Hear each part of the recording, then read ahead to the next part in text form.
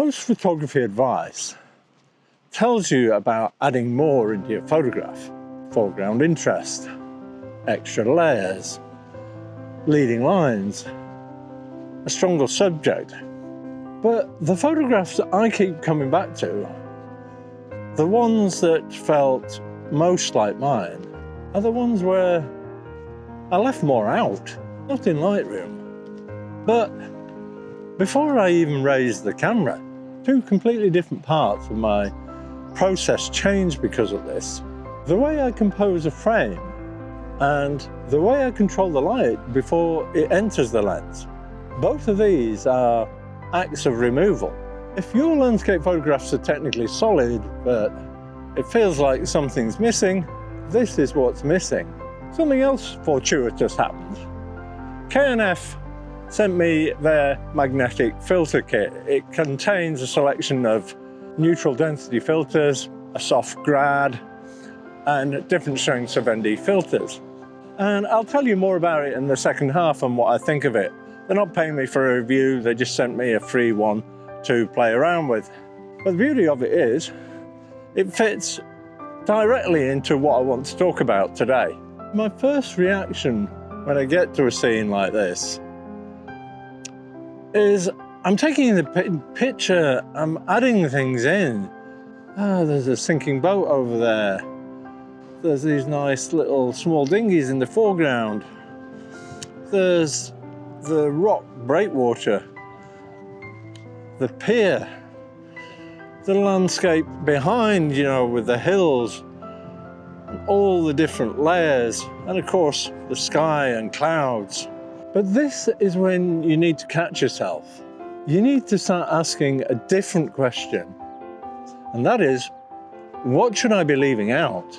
You need to strip your frame back to its basic shapes. Just the lines and forms. No tone, no texture. Imagine the scene and imagine turning it into just a simple sketch. Just the main lines. No color, no details, just the structure. Now ask yourself, does this still look interesting? Can I clearly see what this photograph is about? What I'd want the viewer to feel? And do my eyes still move through the image in a pleasing way? If your answer is still yes, then your composition is strong. If it looks flat, messy, confusing, then there's probably something wrong and the composition needs more work. The key point about this is when you're photographing in color, you can sometimes get away with a slightly messy composition. But in black and white, you can't hide anything. So here's what I could include. There are two boats here in the foreground. As I move back, there's small dinghies, another fishing boat, another one further out, a bit of the pier, and a marker for that pier, a breakwater. There's a mast sticking out of the water, buoys in the foreground, bit of beach and chain and all sorts. But is it gonna work? I think the composition is going to be messy and cluttered. Now here's the shot I nearly didn't take because I felt that it was too sparse, a little bit empty, but it's the emptiness that's doing the talking. So what I've done is all this stuff on the right hand side, the two small dinghies, the buoys, the sunken yacht, moving out of the frame. The little blue fishing boat in the distance, I'm leaving out the frame, and I'm just going to have the yacht, this rock breakwater and its marker leading back to the hills in the distance.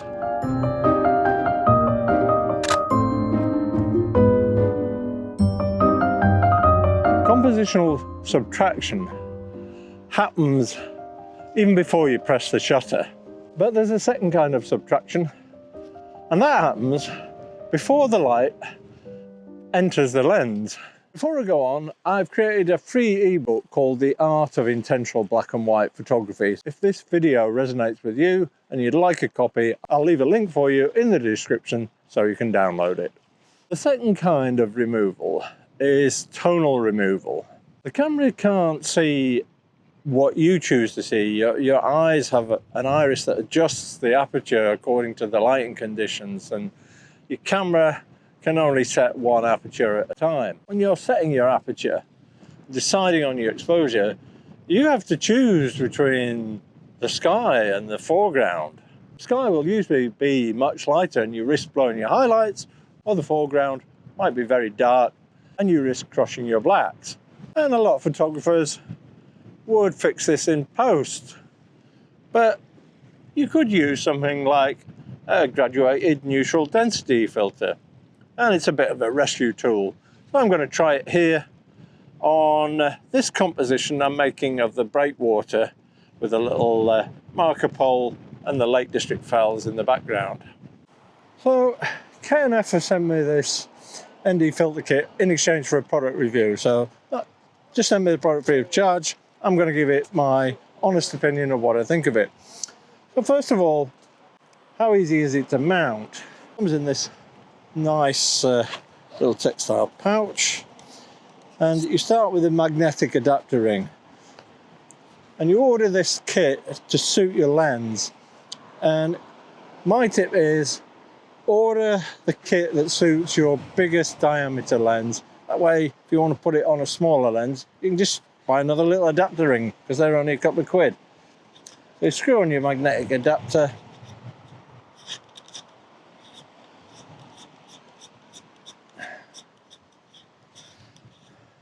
And then any of your filters, simply just stick on.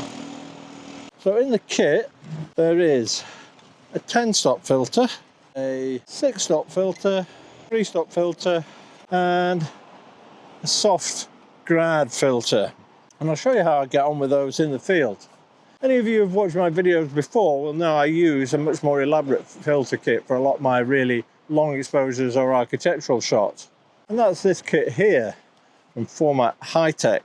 So the first thing you do is pretty much the same. You screw on an adapter ring. You have a filter holder. These can be sometimes a little bit tricky to get just right. See what I mean? Now, then you slot in your filters.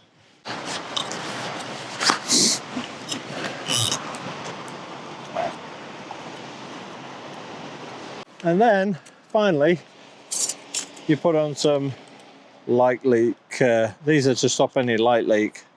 So you put those on. You have a very nice setup. And what I will say, the images it produces are fabulous. You never have any issues with chromatic aberration, vignetting, or any light leaks. However, if you're using a very dark ND filter, like a 16-stop filter, which I'm going to use a little bit later on, the problem is now it's very difficult to focus and you want to manually focus. So you have to pretty much sort of unscrew this, take it off, redo your focus, set up your composition, and then put it back on. And, you know, it's a reasonably quick process. But if I want to change a filter, then I'm going to take these off, drop in my extra filter, fit my light leak stop again. Now, that all takes, you know, maybe a minute or something. And often, you know, the light can be changing so rapidly, it's a real pain in the arse. But when you're changing composition and refocusing, or changing your exposure time, moving your camera, it's always a bit of a pain with that big filter kit. So you've got to be dedicated, and I think it works best for things like static subjects. In the field, when you're doing landscape stuff, I love this magnetic filter setup because you can just drop one on. If I want to refocus or check my focus, it comes off in seconds and put it back on seconds later. If I want to add another filter, I just clip that on. That's how easy it is. I have to say, for me, I'm impressed with how quickly and how well they stay on. They seem pretty solid, so no problems with them. So yeah, if you're looking for a magnetic filter kit, you can use the code Richard12 and get 12% discount off these. Let's go and see how they perform on a real photo. I'm going to take two shots, one with the graduated ND filter on and one with it off. I'll take my shot.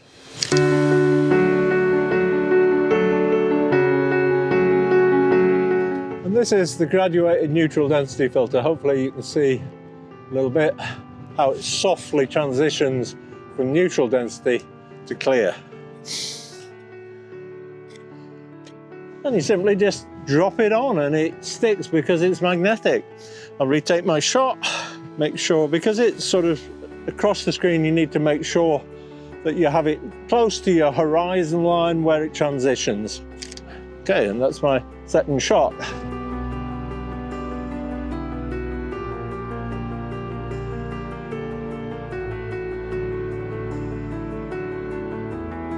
Now, there is another thing I could do when I'm thinking about subtracting things from my image.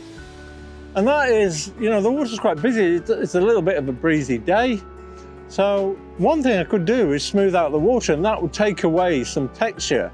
And how I do that is a longer exposure, and I'll put something. Let's start with a 10-stop ND filter and see how that works. And this is where the magnetic filter system comes into its own, because it's just a piece of cake to change filters.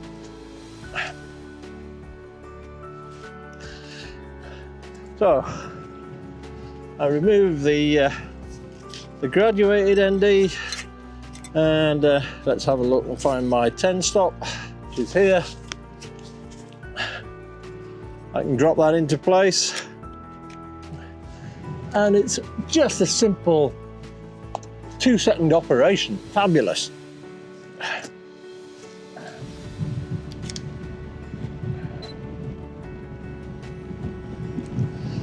Right, that's, whoa, sorry, the wind is blowing my little filming camera over. So that's giving me a 5-second exposure, which frankly I don't think is long enough. Oh, I'm going to drop another filter on top just to increase the exposure time.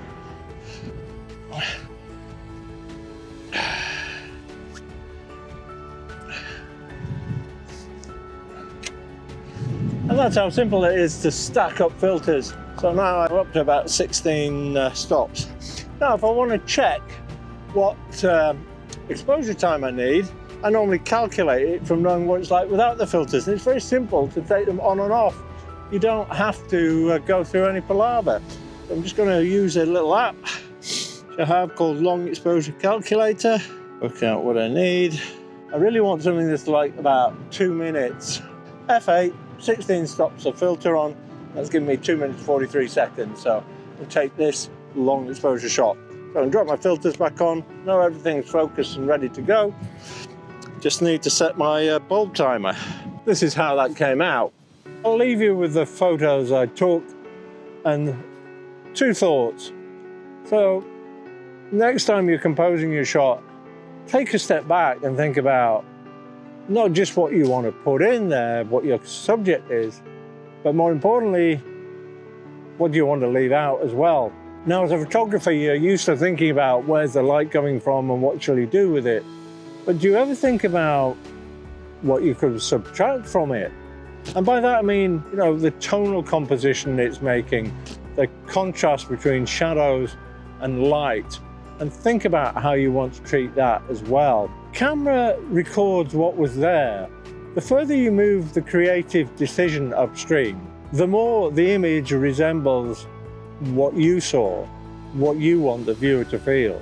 Restraint isn't a limitation. It's the discipline that separates a snapshot from a photograph. If this video has got you thinking about what to include or not include in your photos, then I do have that free ebook, The Art of Intentional Black and White Photography, and I'll leave a link to that in the description.